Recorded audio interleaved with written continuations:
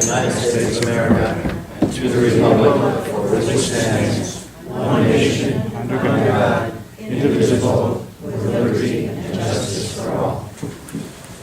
Thank you, everybody, and thank you very much for taking time out of your schedule to join me for this town hall meeting tonight. I'm thrilled you took the time on kind of an ugly night out there to come out and have this chat.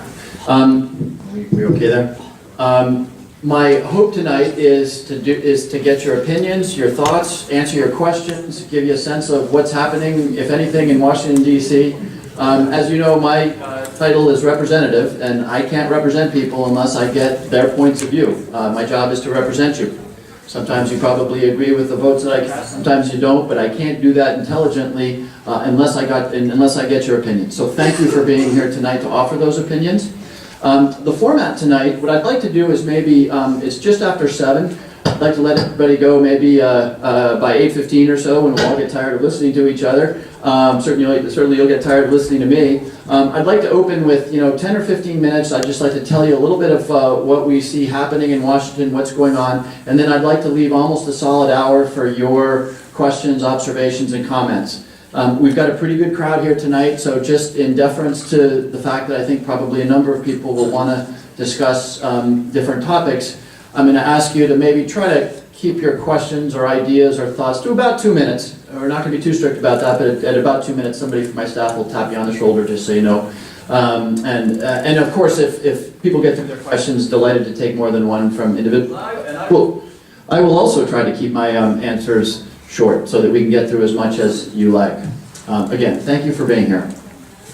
I guess I'd like to touch quickly on a couple of topics that I think are first and foremost on people's minds, starting with the economy and where we are with respect to jobs and the recovery. We've gone through an enormously challenging time, obviously, since I was sworn in 5 years ago. The recession began late 2008, devastated, obviously, an awful lot of American houses. Well, that's a little, I'm just going to use no mic if that keeps happening. Can everybody hear me okay? If I speak up? Okay, thank you. I don't want to... Congressman, why don't you take this mic? See if that works. See if that works any better. Excuse me, please. We'll see if that works. We'll see if that works any better. The economy. Obviously, we are hopefully towards the end of a very difficult 5-year period in which we saw an economic meltdown unlike anything that most of us don't remember the 1930s have ever seen. The good news, of course, is that we have been slowly recovering. In the last 5 years or so, there have been roughly 8 million jobs added to the economy. Stock market is doing well. Real estate is recovering a little bit. Business investment is looking better. Manufacturing is coming back. But that has happened too slowly. We still have far too many Americans who want to work, looking for work, can't find it. We have too many, I hear heartbreaking stories of people who were let go at age 60, 5 years to Medicare, 5 years to Social Security, and yet they're not getting hired. Older workers being discriminated against, young kids graduating college or graduating high school still having a hard time finding a job. We're not out of it yet. And we have some to do, some more work to do. I have been pushing, and I will continue to push, I think, one more thing that we ought to try to do to help assist, maybe accelerate the recovery a little bit. Anybody who's been watching the situation at Metro North, who drives our roads, who spends time on the Merritt, who spends time on 95, knows that we need to make some very significant investment in our infrastructure in this country. We're going to do it someday. I don't live too far from the Costco Bridge, which fell down, killing a couple of people. We're not going to tolerate that. We are going to invest in our infrastructure. I would like to see that happen now. It puts people to work. The government can borrow money at pretty close to 0% real interest rates to make that happen. That won't always be true. So I will continue to sort of work towards that as an important thing we can do, period, but also to help urge the economy along some. A lot there, but I'm going to cover a couple topics quickly and let you guide the conversation to what you think is important. Second, the nature of the federal budget. Lots of discussion, obviously, in the last 5 years. Massive deficits 5 years ago. 2009, the federal deficit peaked at $1.5 trillion, almost 10% of GDP. A number that it should never have gotten to, too high, adding to now about $17 trillion in national debt. We have, and you should know I voted for, and I both am celebrated and take fire for this, but voted for a series of measures, cuts in spending, a little bit of increase in taxes on households making more than $450,000 a year, that has actually made a lot of progress towards solving that problem. The deficit next year will come in about a third of what it was, a little less than $500 billion, what it was 5 years ago. That's not a bad thing. The deficit has declined more rapidly than it really has since World War II. We needed that to happen. It has come at a cost. It has come at a cost in that economists tell us that the cutting that the government did probably slowed down our recovery half a point of GDP, something like that. It's come at a cost. If you work at Sikorsky, you know it's come at a cost. Those cuts have meant that the Pentagon being much more conservative about its spending. It might be food stamps, it might be unemployment insurance, which has not been extended. These are the function and the outcome of the decision to cut the budget. We are not entirely done yet in terms of getting our fiscal house in order. We've made a lot of progress. And I'll go into more detail if somebody would like us to, but we are not entirely done. Most people are pretty comfortable that in the next couple of years we're okay, but then on the outer years, Medicare and Social Security, which are a good chunk of our budget, because our population is aging, and by the way, you know, we can point a lot of political fingers and blame Democrats or blame Republicans, but the hard fact that has nothing to do with the parties is that our population is aging, and because we are a thoughtful, loving society, we take care of our retirees, those programs begin to consume more and more of our federal budget. That's just a fact. What we do about it, of course, is enormously controversial. But we're not done in that regard, and I would be dishonest with you if I told you that we can just let that be the case for the next 20 years and not think about it. We could choose to do that, and eventually what would happen would be Medicare, Social Security, and Medicaid would grow to consume the federal budget. So forget about investments in infrastructure, forget about assistance to kids who want Pell Grants to go to college, all the rest of the stuff we do, the Pentagon, forget about that stuff. So we'll deal with it. A lot of controversial issues there that I'm happy to take up and give you my opinion on the best way to do that. We have a representative from AARP here who's terrific, and we'll maybe have some thoughts on that. I want to turn now to a topic which has been much in the news for 5 years. I anticipate some questions on it tonight, which is the Affordable Care Act, healthcare reform. We are now at a point when this bill, which was enormously controversial, law now, has been rolled out. The way I think about it was it has done some very good things for the country, and it's had some unexpected and expected difficulties. On the one hand, no American, and I got to tell you, whatever else you think of the ACA, you got to agree with me that this is a good thing. No American will ever be turned down for health insurance because they had diabetes or because they had cancer or anything else. That's a good thing. We've covered in this country now somewhere in the neighborhood of 13 to 15 million people who previously didn't have coverage. That's a good thing. Healthcare expenses, and by the way, the healthcare reform, it's controversial how much it impacted this, but for the first time in many, many years, we're seeing healthcare inflation in the low single digits.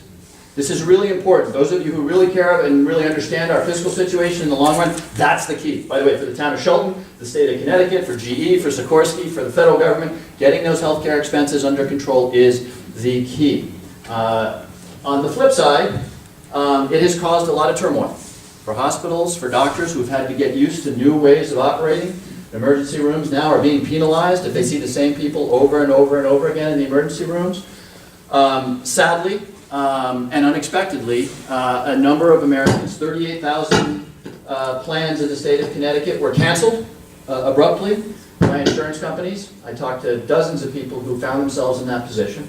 That was not a good thing, particularly since the president made a very public claim that if you liked your plan, you could keep it. Turned out not to be true. But we're at a point right now where I think the best thing for us to do is to look at what's working, try to fix that which is not working, and move forward. The last thing I want to say, I'm going to be disciplined about not dominating the conversation and letting you talk about whatever you'd like to talk about. A year ago I was appointed to the Intelligence Committee, and so I now spend a fair amount of time thinking about our posture abroad. Not so much from a Pentagon standpoint, but maybe from a CIA, NSA, and what's happening in places like Iran, Ukraine, what does it mean for us? Obviously the Snowden revelations, which I'm happy to talk more about in detail, have provoked a lot of discussion. I will say this about that. I have been exposed now to the people of CIA and NSA and the other intelligence agencies, and like their counterparts who wear the uniform, they're superb people who work hard and put themselves in danger in some very tough places. I also happen to believe that we've probably, after 9/11, maybe pushed the line a little far in terms of the powers that these agencies have. And I think we now need to have a rethink and say, you know, are we really comfortable with the NSA keeping the fact that we talked to each other on our cell phones yesterday and keeping that kind of data? It's a good conversation. I think we've probably stepped a little bit over the line in terms of giving these entities powers that, as a free people in a free society, maybe ought to make us a little bit uncomfortable. But I'm happy that at great long last, we are out of Iraq. I'm not happy with the outcome in Iraq. I am happy that soon I will not ever open a morning newspaper to see a name or two young person who was killed in Afghanistan. I'm glad we're getting out of there. Obviously the outcome there is not going to be probably any prettier than the outcome in Iraq, but it is time to bring our people home, in my opinion. It is time, I think, to start really focusing on what this country should and can be. And I'll just close on a positive note. It's been a tough time, but we are seeing the economy recover, not as rapidly as we would like. We are starting to see the federal budget come under control, painfully in many cases. If you work at Sikorsky, you're a teacher. But it's moving in the right direction.